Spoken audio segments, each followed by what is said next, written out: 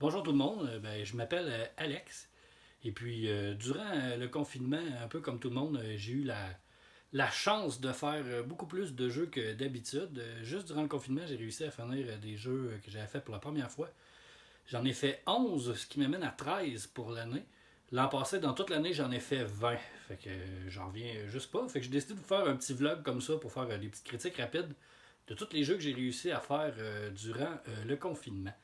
Je vais commencer par deux mentions honorables. Dans le fond, c'est des jeux que j'ai commencé avant, mais que j'ai donné le blitz final durant le confinement. Dans le fond, j'ai joué à Spider-Man, Marvel's Spider-Man, fait par Insomniac. Dans le fond, j'ai fini le jeu avant le confinement, mais j'ai fait le DLC durant le confinement. C'est un jeu que j'ai beaucoup aimé. J'ai assez aimé pour refaire le 100% trophée, le jeu et le DLC. Les deux petits bémols que j'aurais à dire sur ce jeu-là, dans le fond, c'est que bon, tout ce qui est side quest, c'est très très très redondant. Puis j'aurais aimé mieux voir plus de super vilains tout au long du jeu plutôt que vers la fin comme ça se passe dans celui-là. J'ai bien hâte de voir ce que Insomniac va nous faire comme suite pour ce jeu-là.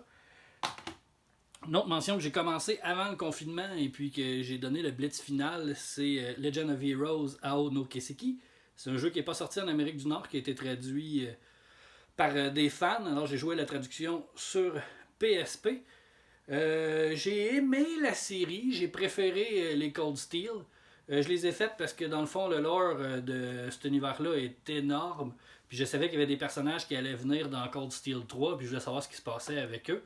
Après avoir fait la série, je me dis que j'aurais peut-être aimé mieux, dans le fond, juste aller voir des vidéos qui me racontent l'histoire plutôt que passer quelque chose comme 150 heures à faire Ao no Keseki puis Zero no Keseki qui vient avant. Mais je vais enfin pouvoir me lancer dans Cold Steel 3.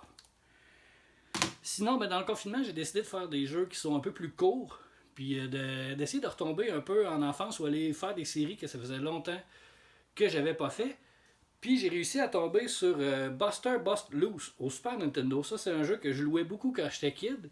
Je me souvenais pas si je l'avais réussi à le finir ou non. Je pensais que j'avais pas réussi à le finir. Puis quand je l'ai fait, je me suis souvenu que je me rendais au moins jusqu'au dernier tableau. Mais je me souviens pas si j'avais fait le tour. J'ai réussi à le faire pour la première fois. Il me semble que je rushais quand j'étais petit, mais là, ça a été facile et ça n'a pas été long. Je l'ai fait dans une soirée et puis j'ai trouvé quand même très facile. Un jeu que j'aimais beaucoup aussi quand j'étais jeune, c'est Super Mario World 2 Yoshi Island. Et puis là, j'ai fait Yoshi New Island sur 3DS. Dans le fond, j'ai juste de le terminer avant de faire la vidéo. J'ai été déçu. Ils en ont fait un sur DS, je l'ai trouvé pas mal meilleur. Celui-là, je sais pas, j'ai l'impression qu'il l'a envoyé en sous-traitance, puis ça paraît un peu sur la qualité. Les animations sont pas super. Côté créativité des tableaux, c'est venu moins me chercher, donc j'étais un peu déçu, mais je l'ai quand même fini. Sinon, pour retomber en enfance, quand j'étais kid, je louais aussi beaucoup DuckTales au NES. Et puis j'ai fait DuckTales Remaster à la Wii U. Il est sorti aussi, je pense, au PS3. Je pense au 360 aussi. Euh, j'ai pas rejoué au DuckTales original sur NES depuis que je suis kid. Et quand j'ai rejoué à ça, ça m'a rappelé des souvenirs. J'imagine qu'il y a des tableaux qui sont très très ressemblants à ce qu'il y avait au NES. J'ai trouvé le jeu, somme toute, la musique est bonne. Bon, graphiquement, c'est quand même beau. C'est WayForward qui ont fait ce jeu-là. Et c'est eux autres qui font aussi les chantés, si je ne m'abuse. Fait que j'ai trouvé le jeu correct.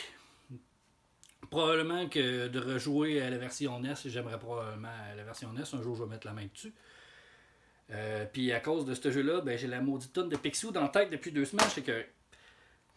Sinon, un autre platformer, ça, j'ai été vraiment impressionné. Astrobot, que j'ai fait sur VR. C'est le premier jeu que je fais au complet sur VR. J'ai eu beaucoup de plaisir. Il y a beaucoup de gens qui disent que c'est le Mario 64 du VR. On va voir avec les années si c'est ça, mais j'ai vraiment eu beaucoup de plaisir, beaucoup de créativité.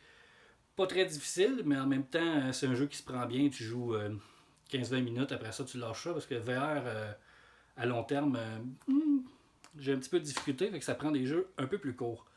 Une autre expérience que j'ai faite sur VR, j'ai fait Until Dawn Rush of Blood. Lui, je ne l'ai pas terminé. J'ai trouvé ça intéressant, mais c'est basé sur les jumpscares. On s'entend que les jumpscares en VR, c'est pas vraiment comme un film. Un film, moi, je suis pas un fan de jumpscares. tu fais le saut, mais j'aime mieux un jeu qui te met un peu plus d'ambiance. Ça, oui, tu fais le saut, mais il te sort vraiment d'en face. J'ai trouvé ça intéressant, mais je ne l'ai pas fini. Je préfère vraiment un jeu qui a beaucoup plus d'ambiance. Puis parlant d'ambiance, j'ai fait Hunting Ground au PS2. C'est un des Holy Grail du PS2. J'ai eu énormément de plaisir à faire Hunting Ground. J'avais jamais vraiment fait de jeu dans ce style-là. J'ai fait Clock Tower 3 quand il est sorti, mais ça fait tellement longtemps que je me souviens plus vraiment du jeu. Et j'ai eu peur, j'en suais, parce que dans le fond, dans ce jeu-là, t'es complètement sans défense. Quand l'ennemi arrive, il faut que tu te sauves, faut que tu te caches en dessous du lit. J'ai eu beaucoup de plaisir, ça m'a ramené à l'époque des bons vieux Resident Evil du PS1, PS2 et des jeux de ce style-là, ça me manquait. J'ai eu beaucoup de plaisir à faire Hunting Ground. Fait que je me suis dit, quitte à être dans le mood de faire des jeux d'horreur, je vais faire Resident Evil Revelation. J'ai fait juste le premier. Et puis j'ai été un peu déçu. Il y a des bonnes critiques Revelation, mais j'ai pas retrouvé l'ambiance. J'ai eu un peu de difficulté avec les contrôles. Dans le fond, ce jeu-là est sorti originalement sur 3DS, a eu beaucoup de succès et a été porté après ça sur toutes les consoles imaginables. Et puis je trouve que les contrôles souffrent, l'analogue de droite, la visée, je sais pas, j'avais un petit peu de difficulté avec, je trouvais que ça allait pas super bien, probablement qu'il est plus le fun à jouer sur 3DS que sur ces consoles-là. Mais je pense qu'on est loin des bonnes années des Resident Evil où est-ce que l'ambiance était vraiment plus présente. Là, c'est vraiment plus des jeux d'action. Parlant d'ambiance, par contre, un jeu que j'ai eu énormément de plaisir, j'ai fait Inside. Je l'avais jamais fait. J'avais fait Limbo il y a quelques années, mais j'avais jamais fait Inside. Je l'ai fait d'une traite dans une soirée. J'ai eu énormément de plaisir. Tu commences le jeu, tu te dis ah ouais, c'est ça qui se passe, c'est un peu ça l'histoire. Et puis plus ça avance, plus que je faisais comme hey, je suis pas sûr d'avoir raison. Aller jusqu'au moment où est-ce que je veux pas spoiler rien, là, mais si vous avez joué, là, à un moment donné, Jabba the Hutt, ok? Bon, rendu à ce bout-là, j'ai vraiment capoté, j'ai trouvé ça super bon. J'ai pas vu ça venir et puis j'ai eu énormément de plaisir à faire ce jeu-là. Un autre jeu que j'ai eu beaucoup de plaisir à faire, en fait, je m'attendais pas à avoir autant de plaisir à faire ça. C'est Gear of War 5, dans le fond, Gear 5. Toutes les Gear of War, il n'y en a pas un que j'ai fait tout seul. Je les ai tous faits en coop avec des amis et je les ai tous faits avec mon ami Yann aussi. Et puis on l'a fait ensemble, on a eu énormément de plaisir. L'histoire est super bonne, il y a de l'action, ça n'arrête pas. Par contre, ça faisait longtemps que j'avais pas joué à un jeu buggé comme ça. Puis on l'a fait dans le fond fin mars, début mai. Puis ça faisait quelque chose comme 6 mois qu'était sorti le jeu. On a eu énormément de bugs, des boss qui apparaissent pas à la bonne place, il manque des ennemis dans les animations. C'est arrivé quelques fois qu'on s'est fait kicker out du jeu carrément parce que là ça bug et puis tu retournes au menu Xbox. Là-dessus, ça a été très décevant, mais le jeu était très très bon aussi, fait qu'on l'a fini. On se fait des petites parties en ligne depuis ce temps-là, et puis ça va quand même bien. Je pense que la majorité des gens jouent en ligne en premier au lieu de faire l'histoire. Moi, je suis là pour l'histoire, mais bon. Fait qu'il y a eu beaucoup de plaisir à faire Gear 5. Puis finalement, j'ai fait Shadow of the Tomb Raider.